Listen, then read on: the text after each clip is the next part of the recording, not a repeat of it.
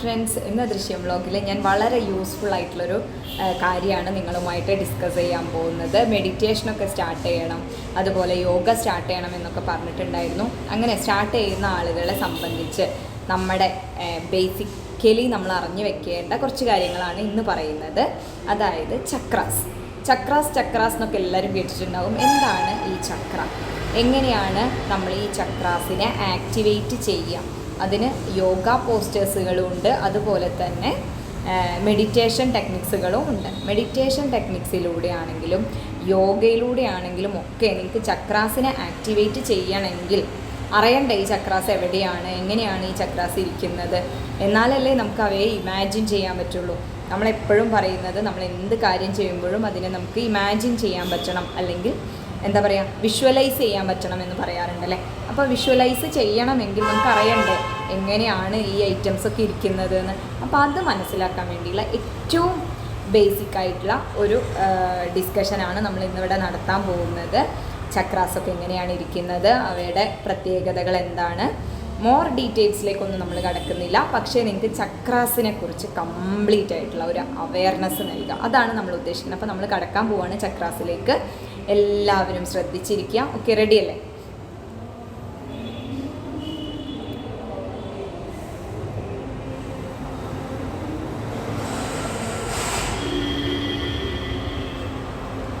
Okay, നമ്മളെല്ലാവർക്കും common ആയിട്ട് അറിയുന്ന ഒരു കാര്യമാണ് നമ്മൾ മെഡിറ്റേഷനിലേക്ക് കടക്കുമ്പോൾ ഈ ഒരു പൊസിഷനിൽ ഇരിക്കണം എന്നുള്ളത് അല്ലേ. എല്ലാവരും ഇത് തന്നെയാണ് സജസ്റ്റ് ചെയ്യാറ്. ഈ ഒരു യോഗ പൊസിഷൻ അല്ലെങ്കിൽ ഈ ഒരു മെഡിറ്റേഷൻ പൊസിഷനാണ് എല്ലാവരും അധികമായിട്ടും സജസ്റ്റ് ചെയ്യാറ്. അതായത് നമ്മൾ നട്ടെല്ല് നിവർന്ന് ചമ്രം പടിഞ്ഞിരുന്ന് നമ്മുടെ കൈകളിൽ ചിന്മുദ്ര പിടിച്ചിട്ട് ഇപ്പോൾ നമ്മൾ ഈ ഒരു സ്ക്രീനിൽ കാണുന്ന പോലുള്ള ഒരു പോസ്റ്ററിൽ ഇരിക്കുക എന്നുള്ളത് മെഡിറ്റേഷന് ഏറ്റവും നല്ലൊരു പൊസിഷൻ എന്ന് വേണമെങ്കിൽ പറയാം. ഓക്കെ, ക്ലിയർ ആയല്ലോ? അപ്പോൾ ആ ഒരു പൊസിഷനിൽ ഇരുന്നു കൊണ്ട് വേണം നമ്മൾ എന്ത് ചെയ്യാൻ, ചക്രാസിനെ ആക്ടിവേറ്റ് ചെയ്യുന്ന മെഡിറ്റേഷൻ പ്രാക്ടീസ് ചെയ്യേണ്ടത്. അങ്ങനെ ഇരിക്കാൻ ബുദ്ധിമുട്ടുള്ളവർക്ക് സ്പൈനൽ കോഡ് കറക്റ്റായിട്ട് നിവർന്നിരിക്കുന്ന രീതിയിലുള്ള പൊസിഷൻസുകൾ തിരഞ്ഞെടുക്കാം. അതൊക്കെ നമുക്ക് പിന്നീട് ഡിസ്കസ് ചെയ്യാം. പക്ഷേ ഇപ്പം നമ്മൾ ചെയ്യാൻ പോകുന്നത് ഈ ചക്രാസുകൾ എവിടേക്കാണ്, എന്താണ് അതിൻ്റെ പേര്, അതിനെങ്ങനെയാണ് നമ്മൾ വിഷ്വലൈസ് ചെയ്യേണ്ടത്, അതൊക്കെയാണ് നമ്മൾ പറയാൻ പോകുന്നത്. ഓക്കെ, അപ്പോൾ നമ്മൾ ഈ ഒരു സ്ക്രീനിൽ ഒരാൾ ഇങ്ങനെ കറക്റ്റ് സ്പൈനൽ കോഡ് നട്ടെല്ല് ഇങ്ങനെ നിവർന്ന് ചിന്മുദ്ര പിടിച്ച് ചമ്രം പടിഞ്ഞിരിക്കുന്ന ഒരു പോസ്റ്ററാണ്. അദ്ദേഹത്തിൻ്റെ തല മുതൽ അറ്റം വരെ താഴോട്ട് സ്പൈനൽ കോഡിൻ്റെ താഴെ വരെയായിട്ട് 7 ചക്രങ്ങൾ നിങ്ങൾക്ക് കാണാൻ പറ്റും. ഓക്കെ, അതിൽ നമ്മൾ ഡിസ്കഷൻ സ്റ്റാർട്ട് ചെയ്യാൻ പോകുന്നത് ഏറ്റവും താഴെന്നാണ്. സ്പൈനൽ കോഡിൻ്റെ ഏറ്റവും താഴെയായിട്ട് നിങ്ങൾക്ക് റെഡ് കളറിൽ ഒരു ചക്ര കാണാൻ പറ്റുന്നുണ്ടാവും. ഓക്കെ, അതിന് നമ്മൾ പറയുന്ന പേരാണ് മൂലാധാര ചക്രം എന്ന്. മനസ്സിലായോ? അതായത് ഇവിടെ ഈ താഴെ കാണുന്ന ചക്രം 4 ഇതളുകളുള്ള ഒരു പൂവിൻ്റെ സ്ട്രക്ചറിലാണ് ആ ചക്രം കാണുന്നത്. അതിനെ പറയുന്ന പേരാണ് മൂലാധാര ചക്രം. ക്ലിയർ ആവുന്നുണ്ടോ? ഈ മൂലാധാര ചക്രത്തിനെ നമുക്ക് ആക്ടിവേറ്റ് ചെയ്യിക്കണം. ഓക്കെ, അതുവഴി നമുക്ക് പല ഇഷ്യൂസുകളെയും സോൾവ് ചെയ്യാൻ പറ്റും. ഇനി നെക്സ്റ്റ്, മൂലാധാര ചക്രത്തിൻ്റെ മുകളിലായിട്ട് നമ്മുടെ വയറിൻ്റെ ഭാഗത്തായിട്ട് വരുന്ന ഒരു ചക്രമാണ് സ്വാധിഷ്ഠാന ചക്രം. ഓറഞ്ച് കളറിൽ 6 ഇതളുകളുള്ള പൂവായിട്ട് കാണുന്നില്ലേ ഒരു സർക്കിളിൻ്റെ ഉള്ളിൽ? അതാണ് സ്വാധിഷ്ഠാന ചക്രം എന്ന് പറയുന്നത്. അതിന് ഓറഞ്ച് നിറത്തിൽ 6 ഇതളുകളായിട്ടാണ് നമ്മളിവിടെ റെപ്രസെൻ്റ് ചെയ്തിരിക്കുന്നത്. ക്ലിയർ ആണല്ലോ? ഇനി അതിൻ്റെ മുകളിൽ നമ്മുടെ ആമാശയൊക്കെ വരുന്ന ഭാഗമല്ലേ, ആ ഒരു ഭാഗത്തായിട്ട് വരുന്ന ഒരു ചക്രം നിങ്ങൾക്ക് യെല്ലോ കളറിൽ കാണുന്നുണ്ടാവും. അതിന് 10 ഇതളുകളുള്ള ഒരു പൂവിൻ്റെ സ്ട്രക്ചറിലാണ് അത് കൊടുത്തിട്ടുള്ളത്. അതിനെ പറയുന്ന പേരാണ് മണിപ്പൂര ചക്രം. ഓക്കെ, മണിപ്പൂര ചക്രം. അപ്പോൾ മൂലാധാര ചക്രം, സ്വാധിഷ്ഠാന ചക്രം, മണിപ്പൂര ചക്രം. ഇനി അതിൻ്റെ മുകളിലേക്ക് നോക്കുമ്പോൾ നിങ്ങൾക്ക് ഗ്രീൻ കളറിൽ ഒരു ചക്ര കാണാൻ പറ്റും. നമ്മുടെ ഹൃദയം അല്ലെങ്കിൽ നമ്മുടെ ചെസ്റ്റിൻ്റെ സെൻറ്ററിലായിട്ട് വരുന്ന ചക്രമാണ് ആ ഗ്രീൻ കളറിൽ കാണുന്ന ചക്രം. 12 ഇതളുകളുള്ള ഒരു പൂവിൻ്റെ സ്ട്രക്ചറിലാണ് ആ ചക്രം കാണുന്നത്. അനാഹത ചക്രം അല്ലെങ്കിൽ ഹൃദയ ചക്രം എന്നാണ് അതിൻ്റെ പേര്. ക്ലിയർ ആവുന്നുണ്ടല്ലോ? അനാഹത ചക്രം അല്ലെങ്കിൽ ഹൃദയചക്രം. ഓക്കെ, അതിൻ്റെ മുകളിലായിട്ട് നമ്മുടെ തൊണ്ടയുടെ ഭാഗത്ത് വരുന്ന ഒരു ലൈറ്റ് ബ്ലൂ കളറിൽ ഒരു ചക്രം നിങ്ങൾക്ക് കാണാൻ പറ്റും. ആ ചക്രത്തിൻ്റെ ഉള്ളിൽ നോക്കൂ, ആ പൂവിൽ 16 ഇതളുകളാണുള്ളത്. ഓക്കെ, ആ ചക്രത്തിനെ പറയുന്ന പേരാണ് വിശുദ്ധി ചക്രം. ഓക്കെ, അപ്പോൾ നമ്മൾ ഏറ്റവും താഴെ മൂലാധാര ചക്രം റെഡ് കളറിൽ, അതിൻ്റെ മുകളിൽ ഓറഞ്ച് നിറത്തിൽ സ്വാധിഷ്ഠാന ചക്രം, അതിൻ്റെ മുകളിലായിട്ട് വരുന്ന യെല്ലോ കളറിലുള്ള ചക്രമാണ് മണിപൂര ചക്രം. ദെൻ നമ്മുടെ ചെസ്റ്റിൻ്റെ സെൻറ്ററിലായിട്ട് വരുന്ന ചക്രം ഗ്രീൻ കളറിലുള്ളത് അനാഹത ചക്രം അല്ലെങ്കിൽ ഹൃദയ ചക്രം. അതിൻ്റെ മുകളിൽ തൊണ്ടയുടെ അവിടെയായിട്ട് വരുന്ന ലൈറ്റ് ബ്ലൂ കളറിലുള്ള ചക്രത്തിൻ്റെ പേരാണ് എന്ത്? വിശുദ്ധി ചക്രം. ഓക്കെ, ദെൻ അതിൻ്റെ മുകളിൽ ഡാർക്ക് ബ്ലൂവിലൊരു ചക്രം കാണുന്നുണ്ടോ? അത് നമ്മുടെ 2 ഐബ്രോസിൻ്റെയും സെൻറ്ററിലായിട്ട് വരുന്നത്, നമ്മളെ 2 പുരികത്തിൻ്റെയും സെൻറ്ററിലായിട്ട് വരുന്ന ചക്രമാണത്. ആഗ്ന്യാചക്രം എന്നാണ് അതിനെ പറയുന്നത്. ദെൻ ലാസ്റ്റ് വരുന്ന ചക്രമാണ് നമ്മളുടെ തലയുടെ മുകളിലായിട്ട് വരുന്ന സഹസ്രാര ചക്രം എന്ന് പറയുന്നത്. ഇത്തരത്തിൽ 7 ചക്രങ്ങളാണുള്ളത്. ഒന്നും കൂടി പറയാം. ഏറ്റവും താഴെ സ്പൈനൽ കോഡിൻ്റെ ഏറ്റവും താഴെയായിട്ട് വരുന്ന മൂലാധാര ചക്രം, അത് നിങ്ങൾക്ക് കാണുന്നുണ്ടാവും. 4 ഇതളുകളുള്ള ഒരു പൂവിൻ്റെ സ്ട്രക്ചറിലാണ് അത് കൊടുത്തിട്ടുള്ളത്. റെഡ് നിറമാണ് അതിന്. ഇതൊക്കെ ഇതേപോലെ തന്നെ വിഷ്വലൈസ് ചെയ്യാൻ വേണ്ടിയിട്ട് പ്രാക്ടീസ് ചെയ്യാം കേട്ടോ. ഓക്കെ, പിന്നെ അതിൻ്റെ മുകളിൽ വരുന്ന സ്വാധിഷ്ഠാന ചക്രത്തിന് ഓറഞ്ച് നിറമാണ്. ദെൻ മണിപൂര ചക്രത്തിന് യെല്ലോ നിറമാണ്. അതുപോലെ തന്നെ ഗ്രീൻ നിറത്തിലാണ് അനാഹത ചക്രം കാണുന്നത്. ലൈറ്റ് ബ്ലൂ കളറിൽ കാണുന്ന തൊണ്ടയുടെ അവിടെയുള്ള ചക്രത്തിൻ്റെ പേരാണ് വിശുദ്ധി ചക്രം. ദെൻ പുരികങ്ങൾക്ക് സെൻറ്ററിലായിട്ട് 2 പുരികങ്ങളുടെയും നടുവിലായിട്ട് കാണുന്ന ആഗ്ന്യാചക്രത്തിന് ഡാർക്ക് ബ്ലൂ നിറമാണുള്ളത്. പിന്നെ നമ്മുടെ തലയുടെ മുകളിലുള്ള സഹസ്രാര ചക്രം. സഹസ്രാര ചക്രത്തിൽ 1000 ഇതളുകളുള്ള പൂവാണെന്നാണ് പറയുന്നത്. അതിൻ്റെ നിറം വയലറ്റാണ്. ഓക്കെ, അപ്പോൾ ഇത്രയും ചക്രാസാണ്, 7 ചക്രാസിൻ്റെ ചിത്രങ്ങളാണ് നിങ്ങൾ ഈ കാണുന്നത്. ഇനി നമ്മൾ മെഡിറ്റേഷൻ സ്റ്റാർട്ട് ചെയ്യുന്ന സമയത്ത് നിങ്ങൾ എന്താണ് ചെയ്യേണ്ടത്? വളരെ റിലാക്സ് ആയിട്ട് ഈ ഒരു പൊസിഷനിൽ ഇരിക്കാൻ പറ്റുന്നവർ മാക്സിമം ഈ ഒരു പൊസിഷനിൽ ഇരുന്നിട്ട് വളരെ റിലാക്സ് ആക്കുക. നിങ്ങളെ മനസ്സിനെയും ശരീരത്തിനെയും ഒക്കെ വളരെയധികം റിലാക്സ്ഡ് സ്റ്റേറ്റിലേക്ക് കൊണ്ടുവരിക. അതായത് നമ്മൾ ബ്രീത്തിങ് എക്സസൈസുകൾ, നോർമൽ ബ്രീത്ത് എടുക്കുക, വിടുക, അങ്ങനെ ചെയ്ത് നമ്മൾ ഒരു റിലാക്സ്ഡ് പൊസിഷനിൽ എത്തിക്കഴിഞ്ഞാൽ നിങ്ങൾ എന്ത് ചെയ്യണം? യൂണിവേഴ്സ് ആണല്ലോ നമ്മളുടെ എല്ലാത്തിൻ്റെയും എനർജിയുടെ സോഴ്സായിട്ട് നമ്മൾ സങ്കല്പിക്കുന്നത്.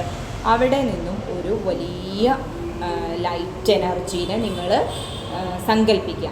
ആ ലൈറ്റ് എനർജിയിൽ നിന്നും ഒരു ഭാഗം നിങ്ങളിലേക്ക് വരുന്നതായിട്ട് നിങ്ങൾ സങ്കല്പിക്കുക. അത് നിങ്ങളുടെ മൂലാധാര ചക്രത്തിൽ പ്രവേശിക്കുന്നതായിട്ട് നിങ്ങൾക്ക് സങ്കല്പിക്കാൻ പറ്റണം. ഓക്കെ, ക്ലിയർ ആവുന്നുണ്ട്? അതായത് പ്രപഞ്ചത്തിൽ നിന്ന് അഥവാ യൂണിവേഴ്സിൽ നിന്ന് അതിൻ്റെ പവർ നമ്മൾ സങ്കല്പിക്കുന്നു. ആ എനർജി അവിടെ നിന്ന് അതിൻ്റെ ഒരു ഭാഗം ഇങ്ങനെ താഴോട്ട് ഇറങ്ങി വന്ന് നിങ്ങളുടെ മൂലാധാര ചക്രത്തിൽ പ്രവേശിക്കുന്നതായിട്ട് സങ്കല്പിക്കുക. അപ്പോൾ മൂലാധാര ചക്രം സങ്കല്പിക്കുമ്പോൾ നിങ്ങൾക്ക് കറക്റ്റായിട്ട് ഇത് ഓർമ്മ വേണം. അതായത് റെഡ് നിറത്തിൽ 4 ഇതളുകളുള്ള ഒരു പൂവിൻ്റെ സ്ട്രക്ചറിലാണ് മൂലാധാര ചക്രത്തിനെ നമ്മൾ വിഷ്വലൈസ് ചെയ്യേണ്ടത്. ഈ യൂണിവേഴ്സിൽ നിന്ന് വരുന്ന എനർജി ഈ മൂലാധാര ചക്രത്തിലേക്ക് കയറുന്നു. ഓക്കെ, എന്നിട്ട് എന്താ ഉണ്ടാവുന്നത്? ആ എനർജി മൂലാധാര ചക്രത്തിന് നൽകുകയും അതിനെ എനർജൈസ് ചെയ്യുക, വൈബ്രേറ്റ് ചെയ്യുന്നതൊക്കെയായിട്ട് നിങ്ങൾ സങ്കല്പിക്കുക. അതോടൊപ്പം മൂലാധാര ചക്രത്തിൻ്റെ ശബ്ദം ലം എന്നാണ്. കണ്ടോ? അതിൻ്റെ ഉള്ളിൽ ലം എഴുതിയത് കണ്ടോ? അപ്പോൾ ലം അങ്ങനെ പ്രാക്ടീസ് ചെയ്യുക, അങ്ങനെ പറയും കൂടി ചെയ്യുക. അതായത് യൂണിവേഴ്സിൽ നിന്ന് വരുന്ന എനർജി മൂലാധാര ചക്രത്തിൽ കയറി അത് വൈബ്രേറ്റ് ചെയ്യുന്നതായിട്ടും അതിൻ്റെ എനർജി ലെവൽ കൂടുന്നതായിട്ടൊക്കെ സങ്കല്പിക്കുന്നതോടൊപ്പം, അതായത് വിഷ്വലൈസ് ചെയ്യുന്നതോടൊപ്പം നിങ്ങൾ എന്ത് ചെയ്യണം? നിങ്ങളുടെ ഈ ഒരു ശബ്ദം ലം എന്നുള്ള ഒരു ശബ്ദത്തിൽ നിങ്ങൾ അതുകൂടി പ്രാക്ടീസ് ചെയ്യുമ്പോൾ ആ ചക്രം വൈബ്രേറ്റ് ചെയ്യുകയും അതിന് എനർജി കൂടുതലായിട്ട് കിട്ടുകയും ചെയ്യുമെന്നാണ് പറയപ്പെടുന്നത്. ഓക്കെ, അപ്പോൾ അത് കഴിഞ്ഞാൽ നിങ്ങൾ എന്ത് ചെയ്യണം? മൂലാധാര ചക്രം നിങ്ങൾ അതിനെ ആക്ടിവേറ്റ് ആക്കിയെന്ന് നിങ്ങൾക്ക് കുറച്ച് ടൈം അങ്ങനെ ചെയ്യുമ്പോൾ ഒരു ഫീല് വരും. അത് കഴിഞ്ഞാൽ പിന്നെ ആ എനർജി നേരെ മുകളിലേക്ക് എവിടേക്ക് പോകും? നമ്മളുടെ അടുത്ത ചക്രം ഏതാണ്? നമ്മളുടെ ഈ ഓറഞ്ച് നിറത്തിലുള്ള സ്വാധിഷ്ഠാന ചക്രം 6 ഇതളുകളുള്ള പൂവായിട്ടാണ് നമ്മളതിനെ സങ്കല്പിച്ചിട്ടുള്ളത്. ഓറഞ്ച് നിറമാണ്. അപ്പം നിങ്ങൾ മൂലാധാര ചക്രത്തിൽ നിന്ന് നേരെ എനർജി എവിടേക്ക് പോകുന്നു? നമ്മുടെ സ്വാധിഷ്ഠാന ചക്രത്തിലേക്ക് പ്രവേശിക്കുന്നതായിട്ട് സങ്കല്പിക്കുക. എന്നിട്ടോ അവിടെ നമ്മൾ വം എന്ന് പറഞ്ഞിട്ടുള്ള ശബ്ദമാണ് ഉണ്ടാക്കേണ്ടത്. ആ എനർജി അവിടേക്ക് പ്രവേശിച്ച് കഴിഞ്ഞാൽ നിങ്ങൾ വം വം അങ്ങനെ പ്രാക്ടീസ് ചെയ്തുകൊണ്ടിരിക്കണം. ഓക്കെ, ക്ലിയർ ആയല്ലോ? ഇതാണ് നമ്മൾ ബേസിക്കലി ചെയ്യേണ്ട ടെക്നിക്ക് കേട്ടോ. നമ്മൾ ടെക്നിക്ക് ജസ്റ്റ് നിങ്ങൾക്ക് പറഞ്ഞു തരികയാണ്. അത് കഴിഞ്ഞിട്ട് ബാക്കിയുള്ള കാര്യത്തിലേക്ക് നമുക്ക് കടക്കാം. അപ്പോൾ നമ്മൾ സ്വാധിഷ്ഠാന ചക്രത്തിനെ അങ്ങനെയാണ് ആക്ടിവേറ്റ് ചെയ്യുക. ദെൻ സ്വാധിഷ്ഠാന ചക്രത്തിൽ നിന്ന് പിന്നെ നമ്മളുടെ എനർജി എങ്ങോട്ടാണ് പോകുന്നത്? മണിപ്പുര ചക്രത്തിലേക്ക്. മണിപ്പുര ചക്രം, അതായത് റെഡ് കഴിഞ്ഞു, ഓറഞ്ച് കഴിഞ്ഞു, പിന്നെ അവിടെ നിന്ന് നേരെ മുകളിലേക്ക് എവിടേക്ക് പോവുകയാണ്? നമ്മളുടെ മണിപ്പുര ചക്രത്തിലേക്ക് ഈ എനർജി പ്രവേശിക്കുകയാണ്. അപ്പോഴും നമ്മൾ എന്താണ്, സെയിം പ്രൊസീജിയർ തന്നെയാണ്. നമ്മളിങ്ങനെ എനർജി ഇങ്ങനെ മുകളിലേക്ക് കയറുന്നു, നമ്മൾ ആ ചക്രം ഇങ്ങനെ നല്ല എനർജിയോട് കൂടി ആക്ടിവേറ്റ് ആവുന്നു, അതിന് നല്ല എനർജി കിട്ടുന്നു, അങ്ങനെ സങ്കല്പിച്ചു കൊണ്ടേയിരിക്കുന്നു. അതോടൊപ്പം നമ്മൾ മണിപ്പുര ചക്രത്തിൽ ഉണ്ടാക്കേണ്ട ശബ്ദം എന്താണ്? രം. ആ ശബ്ദമാണ് രം. ആ ശബ്ദം നമ്മൾ ഉണ്ടാക്കിക്കൊണ്ടിരിക്കുക. അങ്ങനെ കുറച്ച് കഴിയുമ്പോൾ അവിടെയും ആക്ടിവേറ്റ് ആയി. അപ്പോൾ നേരെ എനർജി മുകളിലേക്ക് പിന്നെയും പോവുകയാണ്. പിന്നെ നമുക്ക് പോകേണ്ടത് എവിടേക്കാണ്? നമ്മുടെ അനാഹത ചക്രം അഥവാ ഹൃദയ ചക്രത്തിലേക്കാണ്. അവിടെ 12 ഇതളുകളുള്ള ഒരു പച്ച പൂവായിട്ടാണ് നമ്മളതിനെ സങ്കല്പിച്ചിട്ടുള്ളത്. അപ്പോൾ എനർജി അവിടേക്ക് എത്തുന്നു. അവിടെ നമ്മൾ പ്രാക്ടീസ് ചെയ്യേണ്ട ശബ്ദം എന്താണ്? അതിൻ്റെ ഉള്ളിൽ തന്നെ എഴുതിയിട്ടുണ്ട് അല്ലേ? യം യം. അങ്ങനെയാണ് നമ്മൾ പ്രാക്ടീസ് ചെയ്യേണ്ടത്. അത് പ്രാക്ടീസ് ചെയ്ത് കഴിഞ്ഞാൽ നിങ്ങൾക്ക് ഫീൽ ചെയ്യാൻ തുടങ്ങും അവിടെ എനർജി ആക്ടിവേറ്റ് ആയി. നെക്സ്റ്റ് നിങ്ങൾ എന്ത് ചെയ്യണം? അടുത്ത ചക്രത്തിലേക്ക് മുകളിലേക്ക് എനർജി പ്രവേശിക്കുന്നതായിട്ട് സങ്കല്പിക്കുക. അവിടെ എന്ന് പറഞ്ഞാൽ ഏതാണ് സ്ഥലം? അടുത്ത പൊസിഷൻ ഏതാണ്? നമ്മുടെ തൊണ്ടയുടെ അവിടെയാണ്. ലൈറ്റ് ബ്ലൂ കളറുള്ള ഒരു പൂവാണ് അല്ലേ? അതായത് 16 ഇതളുകളുള്ള ലൈറ്റ് ബ്ലൂയിലുള്ള ഒരു പൂവാണ് തൊണ്ടയുടെ അവിടെ നമ്മൾ സങ്കല്പിക്കേണ്ടത്. നമ്മുടെ വിശുദ്ധി ചക്രമാണത്. തൈറോയ്ഡ് ഇഷ്യൂസുകളൊക്കെ നമുക്ക് ഇല്ലാണ്ടാവും എന്നാണ് പറയുന്നത്. അപ്പോൾ നമ്മളെ എനർജി അനാഹത ചക്രത്തിൽ നിന്ന് എങ്ങോട്ട് പ്രവേശിക്കുന്നു? നമ്മുടെ വിശുദ്ധി ചക്രത്തിലേക്ക് പ്രവേശിക്കുന്നു. വിശുദ്ധി ചക്രത്തിൽ നിങ്ങൾ എന്ത് ചെയ്യണം? അതിനെ ആക്ടിവേറ്റ് ചെയ്യിക്കാൻ വേണ്ടിയിട്ട് പറയേണ്ട ശബ്ദം ഏതാണ്? ഹം. ആ ശബ്ദമാണ് കൊടുക്കേണ്ടത്. അതോടൊപ്പം നിങ്ങൾ എന്ത് ചെയ്യണം? ആ ചക്രത്തിന് എനർജി കിട്ടുന്നതും അത് ഹൈ എനർജിയിൽ വൈബ്രേറ്റ് ചെയ്യുന്നതും ഒക്കെ സങ്കല്പിച്ചുകൊണ്ടിരിക്കുക. ഓക്കെ, ദെൻ അവിടെ നിന്ന് നിങ്ങൾ അടുത്തതായിട്ട് കടക്കേണ്ടത് നമ്മളുടെ ആഗ്നേയചക്രത്തിലേക്കാണ്. ആഗ്നേയചക്രം 2 ഇതളുള്ള ഒരു ഡാർക്ക് ബ്ലൂ കളറിലുള്ള പൂവായിട്ടാണ് നമ്മൾ സങ്കല്പിക്കുന്നത്. നമ്മളുടെ 2 പുരികങ്ങളുടെ നടുവിലായിട്ടാണ് ആഗ്നേയചക്രം വരുന്നത്. അവിടെ നമ്മൾ പ്രാക്ടീസ് ചെയ്യേണ്ട ശബ്ദം എന്താണ്? ഓ.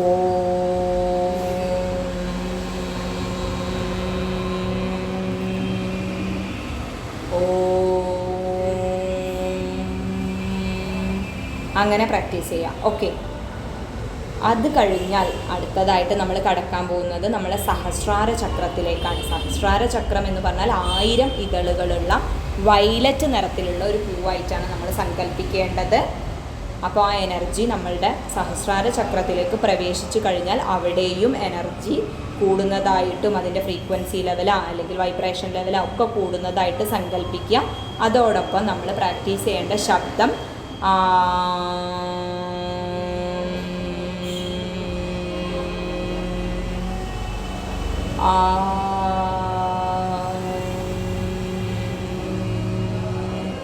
ശബ്ദമാണ് പ്രാക്ടീസ് ചെയ്യേണ്ടത്. ഓക്കെ, അപ്പോൾ നമ്മൾ പ്രപഞ്ചം അഥവാ യൂണിവേഴ്സിൻ്റെ എനർജിയിൽ നിന്നും ഒരു ഭാഗം നമ്മളുടെ മൂലാധാര ചക്രത്തിലൂടെ പ്രവേശിച്ച് സ്വാധിഷ്ഠാന ചക്രത്തിലെത്തി. അവിടെ നിന്ന് അത് മണിപ്പൂര ചക്രം വഴി അനാഹത ചക്രത്തിലെത്തി. അവിടെ നിന്ന് വിശുദ്ധി ചക്രത്തിൽ പ്രവേശിച്ചു, ആഗ്നേയചക്രത്തിലെത്തി. ദെൻ ഇപ്പോൾ സഹസ്രാര ചക്രത്തിലെത്തി നിൽക്കുകയാണ്. ഇനി ഈ എനർജി എങ്ങോട്ട് പോകുന്നതായിട്ട് നമ്മൾ സങ്കല്പിക്കണം. നേരെ എവിടെ നിന്നാണോ സ്റ്റാർട്ട് ചെയ്ത് പ്രപഞ്ചത്തിൻ്റെ ആ ഒരു എനർജി നമ്മൾ സങ്കല്പിച്ചില്ലേ, ഒരു വലിയ എനർജി, ലൈറ്റ് എനർജി നമ്മൾ പ്രപഞ്ചത്തിൽ സങ്കല്പിച്ച് വെച്ചിട്ടുണ്ട്. അവിടെ പോയിട്ട് ലയിക്കുന്നതായിട്ട് സങ്കല്പിക്കുക. ദെൻ വീണ്ടും എന്ത് ചെയ്യണം? ആ എനർജി അവിടെ നിന്ന് വരുന്നു, നമ്മുടെ സഹസ്രാര ചക്രത്തിലേക്ക് കയറുന്നതായിട്ട് നേരത്തെ റിവേഴ്സ് ഓർഡറിൽ സങ്കല്പിക്കുക. സഹസ്രാര ചക്രത്തിലേക്ക് കയറുന്നു, അവിടെ നിന്ന് ആഗ്നേയ ചക്രത്തിലേക്ക് പ്രവേശിക്കുന്നു. ദെൻ എവിടേക്കാണ് പോകേണ്ടത്?